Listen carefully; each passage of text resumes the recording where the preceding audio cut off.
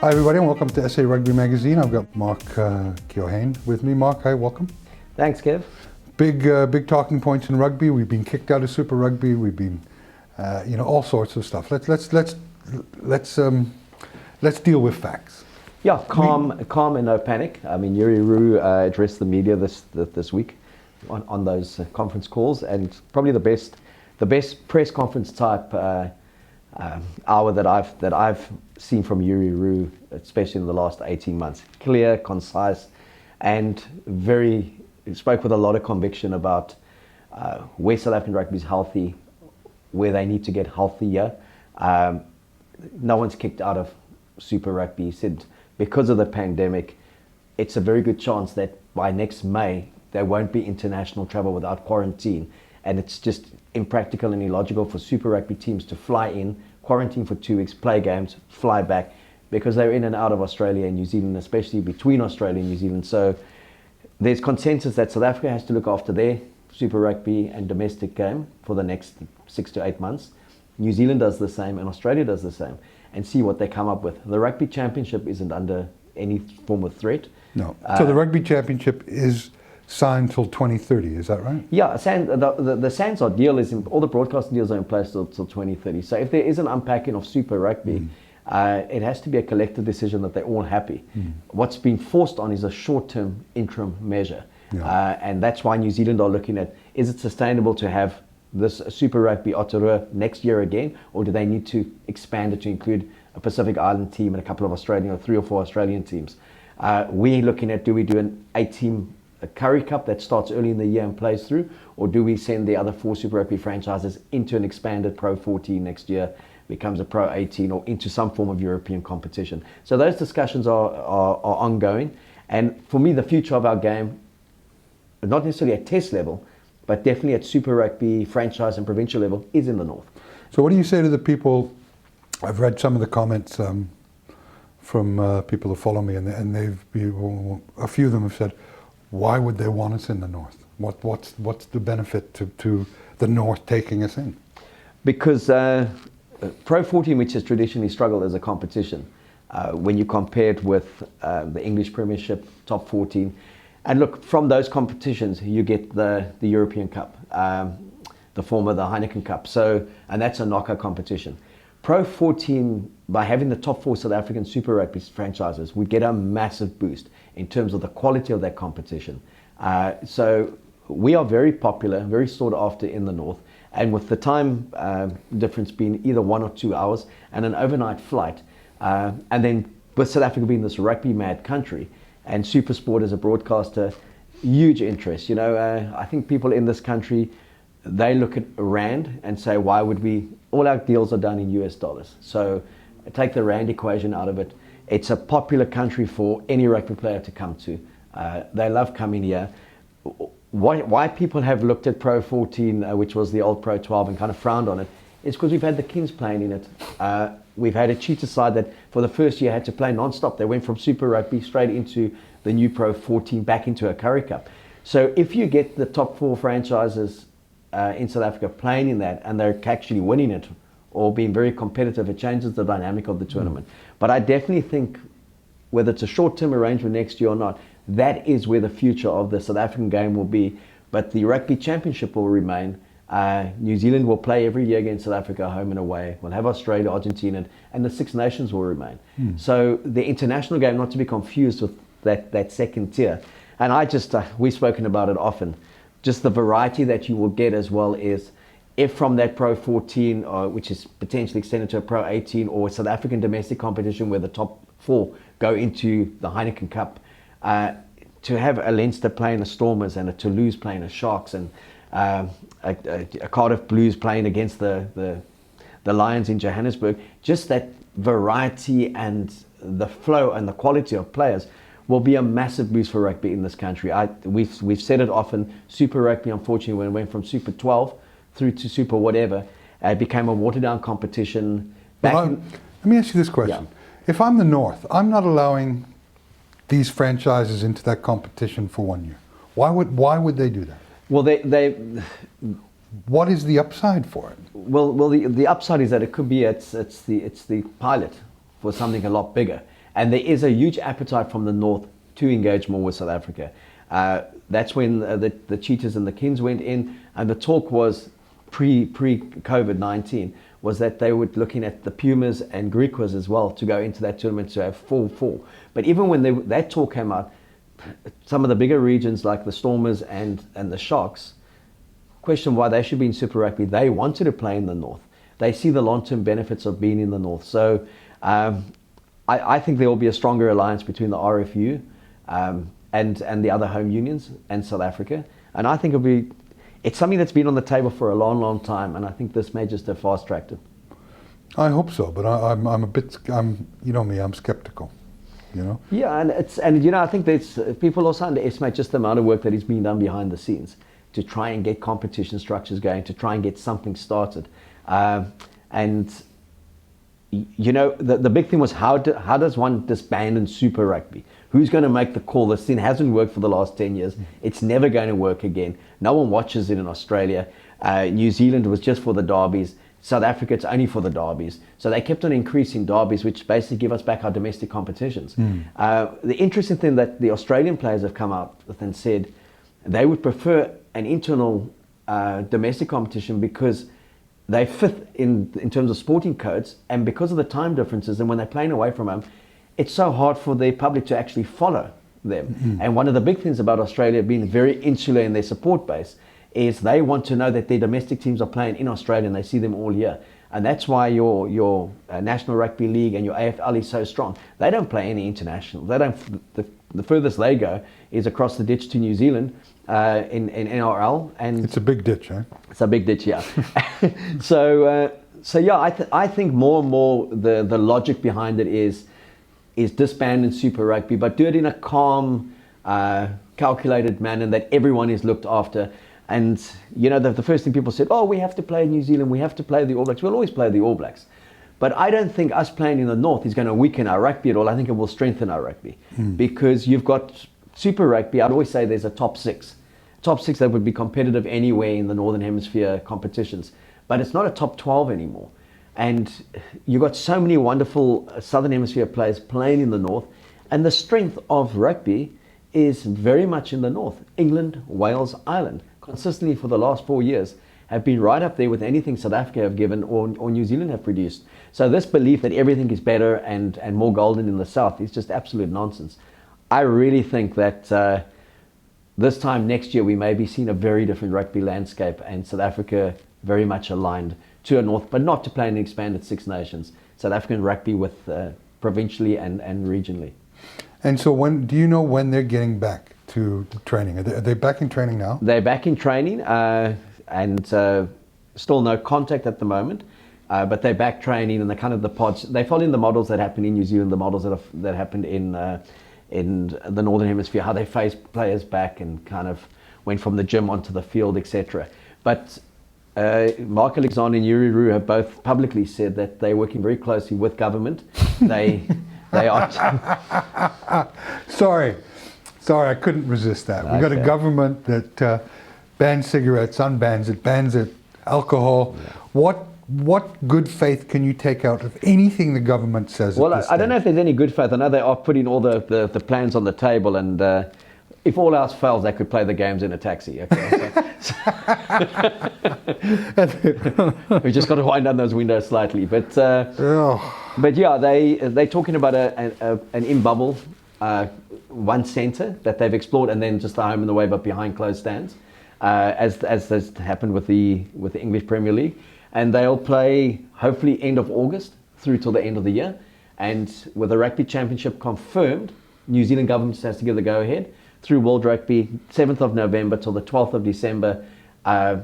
Those national squad players would then obviously go over and be part of that. So the two tournaments would run parallel. And the domestic competition would be Griquas, Pumas, Kings, Cheetahs, and then the 4 Super Rugby franchises. So to go back to a traditional full-strength Currie Cup, which I think would be fantastic, with the first half without any fans there, and obviously following the situation. And if it does come to the thing where you can have social distancing there or scattered, that's what they'll do. But that is the plan, to get the broadcaster games, give them a full competition and give them a full rugby championship, and also then ease the financial blows that they've taken this year. Yeah, okay. And On a sad note, we've lost two personalities in rugby this week. Yeah, Keohane was just, wow, it's a big shock. 38 years old, and Mark Alexander actually sent me a picture of him when he captained the junior box, and he said, "Rest in peace." And I was like who, you know? And just his commentary. I mean, the one thing about him is his commentary will live on forever. And his commentator, Siya Khaleesi, leading the Springboks out for the first time at Ellis Park against England in that magnificent game, 24-3 down after 15 minutes, and came back and won it. And then obviously the Mpimpi try at the World Cup. I think that will be played over and over and over. But a big shock, and then John Dobson's dad, Paul, who growing up in the Western Cape. I mean, he was what they would call in Afrikaans a meneer. He was revered, a historian, schoolmaster at Bishop's, head of the referees, just such a rugby person. And so our sympathies go out to both those families. And I know Dobbo's mom is also still very ill, so we hope for the best there. But yeah, just some terrible kind of moments and heart-wrenching moments for South African rugby this week. And I think that even emphasised more where people saying, geez, can we just get on the field and also just have some good news and play some rugby? And, again, some people bemoaning, we'll have to go to New Zealand, we'll never win the rugby championship.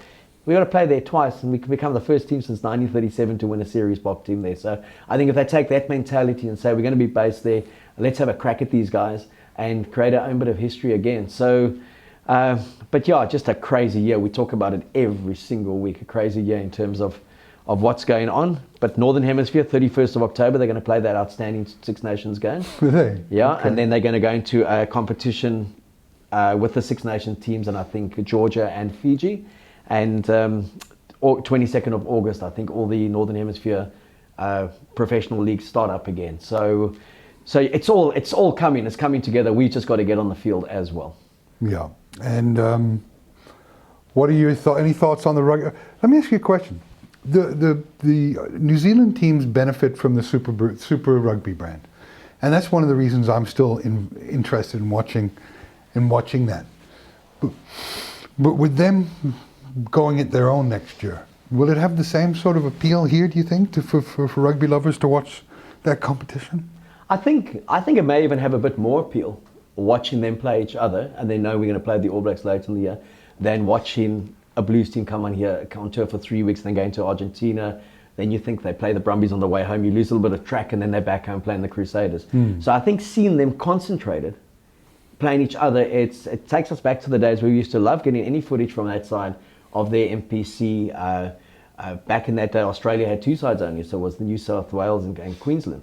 So there was an interest in those identities. I think it would be better I think there'll be more interest. South Africa takes a bigger interest in New Zealand than I think any other country outside of the Kiwis do.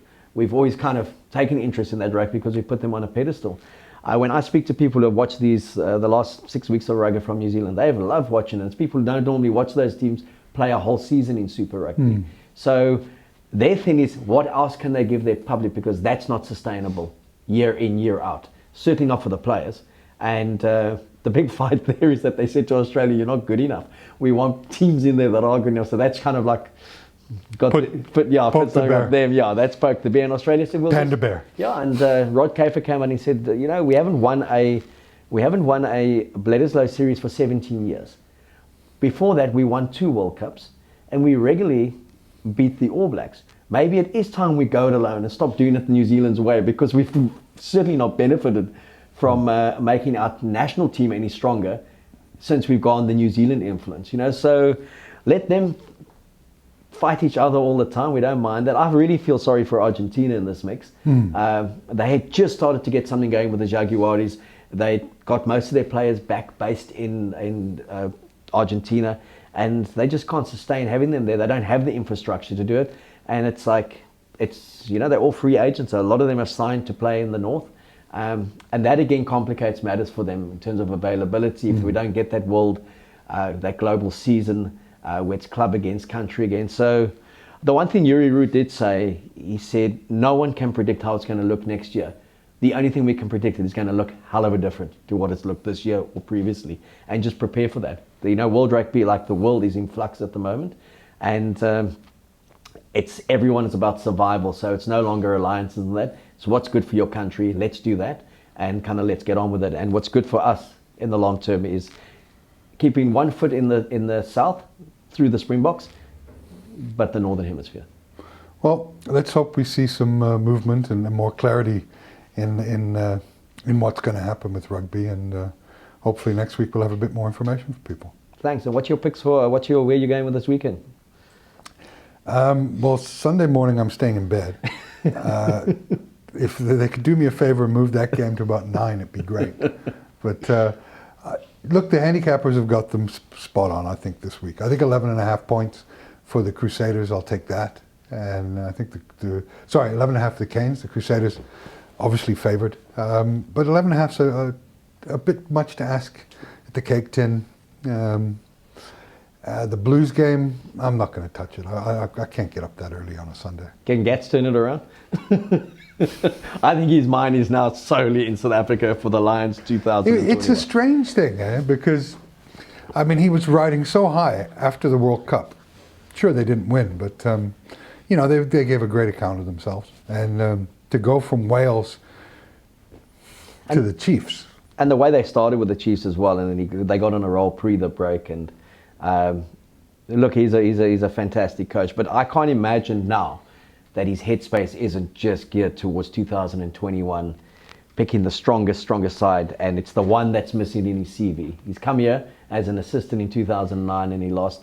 He said it's the greatest tour to be on in terms of a supporter, just the travel, the way they live it. I mean, Brian O'Driscoll said it. It's the one nation who gets the Lions, And I can't imagine with 3 games to play now. They may as well not pitch up, but that he's solely focused there. I think he just wants to get this out the way, get on a plane, and start preparing for.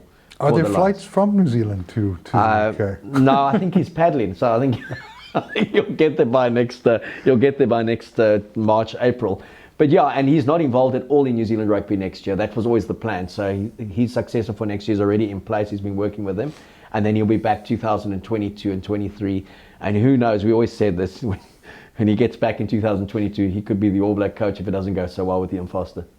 Yeah, and I don't think it will go well with Ian Foster, but I think that, like we talked about in another show, they've had the benefit of this COVID thing with their competitions.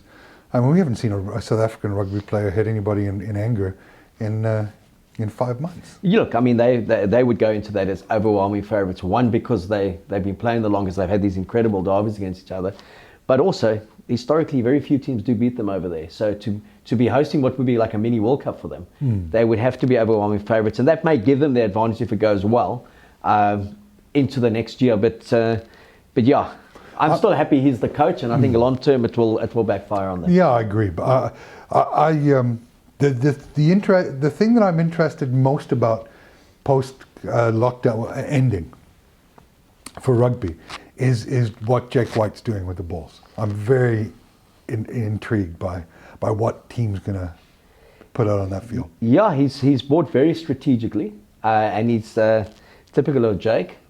There's been no subtlety in how he's culled. Okay, so Berger Odendaal, who was quite iconic in what he offered the Bulls over the last few years, and a leader, and you're a salt of the earth kind of guy. Well, he was told, thanks for coming, you've been a great servant, but look elsewhere. And he signed with the Lions, and he came out and he said he was just shattered. He couldn't believe he was captaining the side, and now he's in, and he said he's superfluous to requirements. Jake has said he's got a plan. He felt there was areas that he had to improve in terms of the Dwayne Vermeulens, the Theo Aplons that have come back, 1 or 2 others, and when he doesn't rate a player, he lets you know straight away. So they've all gone, and I expect a lot of them to actually do very well at other provinces. Amani Libbok will do well. But yeah, he's again put the expectation back on himself of there has to be immediate returns, and they will initially do very well because he'll always get a side fit, he'll get them disciplined, and he'll get them playing not necessarily to win, but not to lose. And he will improve the Bulls by 50-60%. It's that sustainability the next year and the year after that where he's fallen down in the past with teams. He's magnificent in coming in and fixing something that should be very good. But where does he take it to that next level? And history shows that he doesn't stick around beyond 2 years. He says he will. I hope the Bulls are strong. I hope he does well, because I'll bet you 500 Rand he doesn't stick around for 2 years. Well, I'll take that bet. Okay. I'll take that bet. I hope you're watching this, Jake. Do one for an old pal. But yeah, interested to see them play, and if they get it, if they're strong. I mean, we've been really impressed pre the lockdown with the Sharks under Sean Everett, how they've done, and the Stormers should be thereabouts all the time with the quality of player coming through. The Lions, I think they may be boosted now with half the Bulls players going there. But I think our rugby is generally strong. And our national setup, we certainly can pick a really wonderful 35, 40 players, and from there to take 30 or 32 to New Zealand and be very competitive. Yeah, I agree. It should be something to look forward to.